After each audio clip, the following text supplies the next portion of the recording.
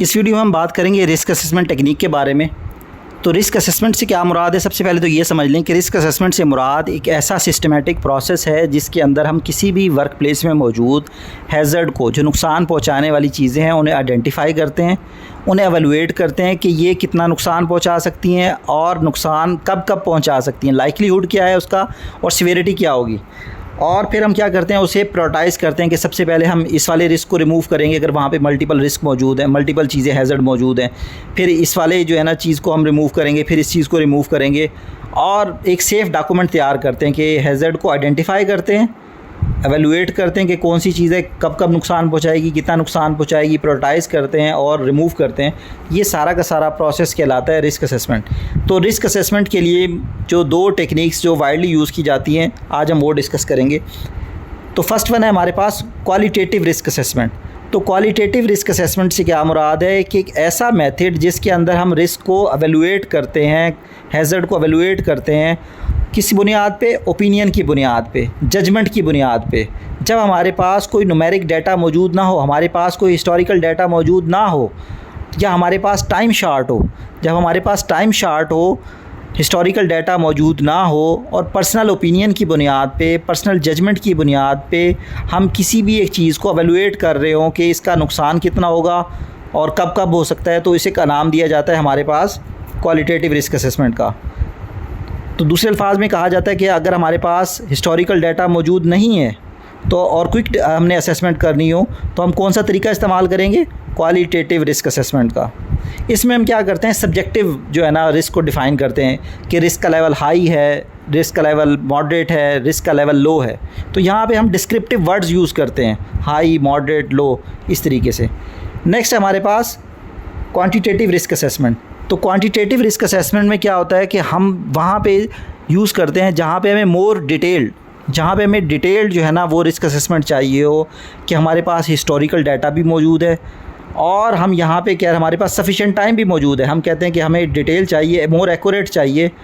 और जो डाटा हमें नंबर्स की बुनियाद पे आइडेंटिफाई कर रहा हो कि इस चीज़ के नुकसान पहुंचने का 90% चांस है, इस चीज़ की वजह से हमारा 50% जो है ना स्ट्रक्चर डैमेज हो जाएगा। तो जहाँ पे नंबर्स की बुनियाद पे हो रहा होगा तो वो है क्वांटिटेटिव। क्वांटिटी से याद रख सकते हैं हम इसे कि क्वांटिटी होती है मिकदार, मिकदार से मुराद नंबर,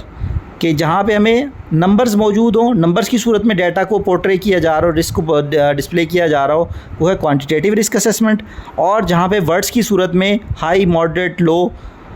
और पर्सनल ओपिनियन की बुनियाद पे, पर्सनल जजमेंट की बुनियाद पे रिस्क को एवेलुएट किया जा रहा हो, डिस्क्राइब किया जा रहा हो, तो वो है qualitative risk assessment.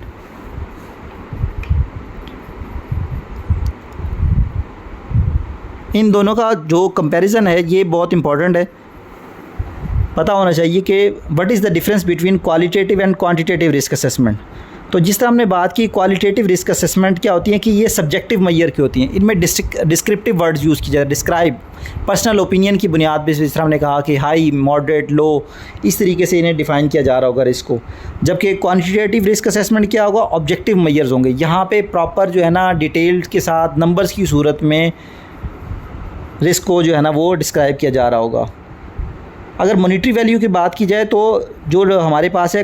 Qualitative risk assessment, तो क्वालिटेटिव रिस्क असेसमेंट में monetary value of the asset is not very important, कि वहाँ पे हम उस चीज़ का सिर्फ आइडिया ले रहे होते हैं, स्टार्ट करने से पहले एक आइडिया ले रहे होते हैं कि कितना नुकसान हो सकता है हाई, मीडियम, लो की सूरत में। जबकि अगर हम क्वांटिटेटिव की बात की तो वहाँ पे चूँकि नंबर्स हैं तो नंबर्स में क्या होगा, cost and benefit issues are very important. तो हम यहाँ पे देखेंगे कि इसकी कितनी कॉस्ट आएगी हमारे पास, इसका कितना हमें बेनिफिट होगा। तो वो सब की सब चीज़ें, ये चूँकि कॉस्ट और बेनिफिट नंबर से रिलेटेड है तो ये नंबर्स किसके अंदर होंगे, क्वांटिटेटिव के अंदर होंगे। नेक्स्ट में अगर बात करें तो एफ़र्ट की, तो limited effort are required to develop monetary value and the threat frequency in case of qualitative risk assessment. ये क्वालिटेटिव रिस्क असेसमेंट में हमने बात किया था कि हमें कोई वो हिस्टोरिकल डाटा की ज़रूरत नहीं होती, ये पर्सनल ओपिनियन की बुनियाद पे, पर्सनल जजमेंट की बुनियाद पे हो रहा होता है, तो लिमिटेड एफर्ट यहाँ पे रिक्वायर्ड होंगे। जबकि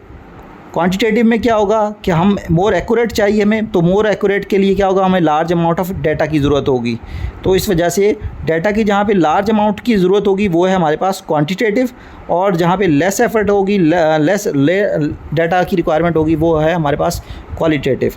अगर बात की जाए उसके अंदर तो जो हमारे पास होता है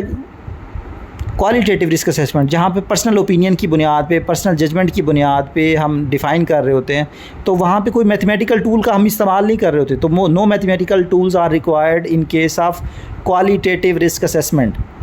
while in the opposite case कि क्वांटिटेटिव रिस्क असेसमेंट करते हुए हम चूँकि डाटा का इस्तेमाल कर रहे हैं, नंबर्स का इस्तेमाल कर रहे हैं, तो वहाँ से मीनिंग को कोई इन्फर करने के लिए, डिराइव करने के लिए क्या होगा कि हमें मैथमेटिकल टूल्स का इस्तेमाल करना पड़ेगा।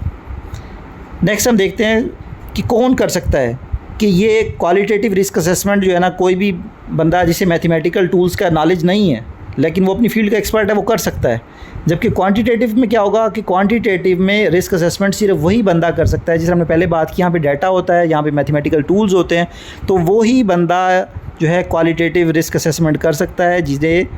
नो हाउ होगी उन मैथमेटिकल मॉडल की, मैथमेटिकल टूल के बारे में। तो होपफुली आप लोगों को ये जो डिफरेंस है ये समझ आ गया होगा।